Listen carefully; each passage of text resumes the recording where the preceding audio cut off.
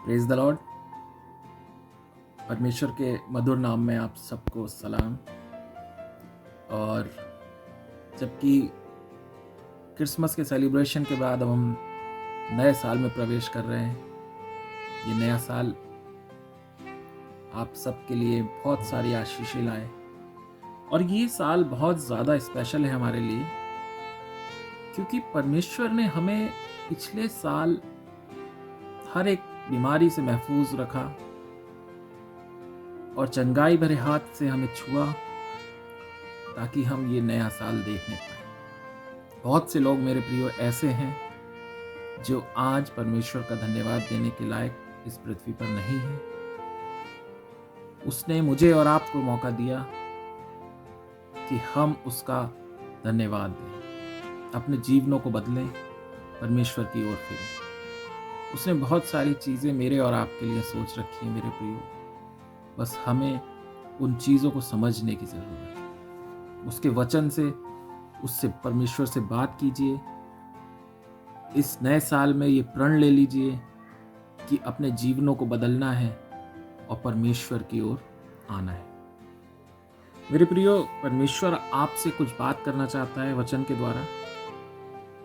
निकालेंगे यिर्मयाह उसका 29 चैप्टर और 11 वर्स, यिर्मयाह 29 और उसका 11, जहां परमेश्वर हमसे कहता है, क्योंकि यहोवा की ये वाणी है कि जो कल्पनाएं मैं तुम्हारे विषय में करता हूं उन्हें मैं जानता हूं, वे हानि की नहीं वरन कुशल की, और अंत में तुम्हारी आशा पूरी करूंगा। परमेश्वर मुझे और आपको बताना चाहता है कि उसने हमारे लिए बहुत सारी कल्पनाएं कर रखी हैं, बहुत सारी योजनाएं बना रखी हैं, बहुत सारी प्लानिंग्स हैं उसकी इस न्यू ईयर के लिए।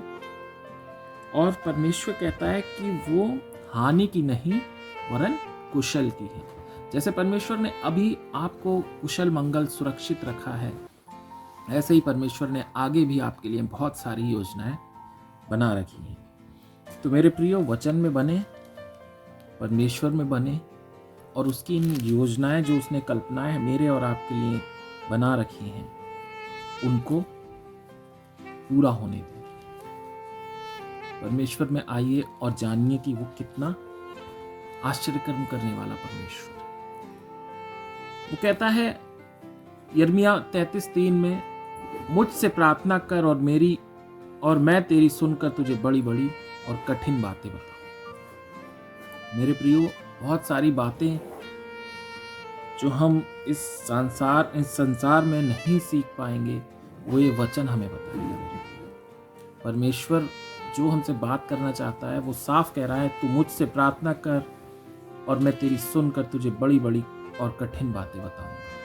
वो हम लोगों, मुझसे और आपसे कह रहा है कि मुझसे प्रार्थना कर। मेरे प्रियो, आज हम सेलिब्रेशंस तो बहुत करते हैं, लेकिन परमेश्वर से प्रार्थनाएं नहीं करते।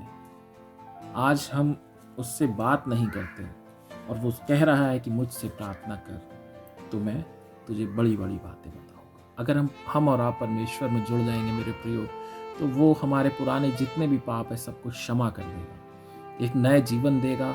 क्यों ना इस नए साल में एक नई जिंदगी की शुरुआत करें। इस आखिरी वचन को मैं एक और पढ़ता हूँ आपके सामने, जहाँ पे लिखा हुआ है 2 कुरिन्थियों उसका 5 और उसके 17वें पद में, इसलिए यदि कोई मसीह में है तो वो नई सृष्टि है। अगर आज से हम अपने जीवन को प्रभु यीशु मसीह को देते हैं तो हम आज नई सृष्टि होंगे। पुरानी बातें बीत गई हैं, देखो सब बातें नई हो गई। ये वचन हमें बता रहा है मेरे प्रियो कि अगर हम अपने जीवन को प्रभु यीशु मसीह को देते हैं तो हमारी सारी पुरानी बातें बीत गई हैं और अब सब कुछ नया हो गया है। क्यों ना इस नए साल में सब कुछ नया करें और इस वचन के अकॉर्डिंग चलें और परमेश्वर के द्वारा आशीषित हो। आप सबको इस नए साल की बहुत सारी शुभकामनाएं।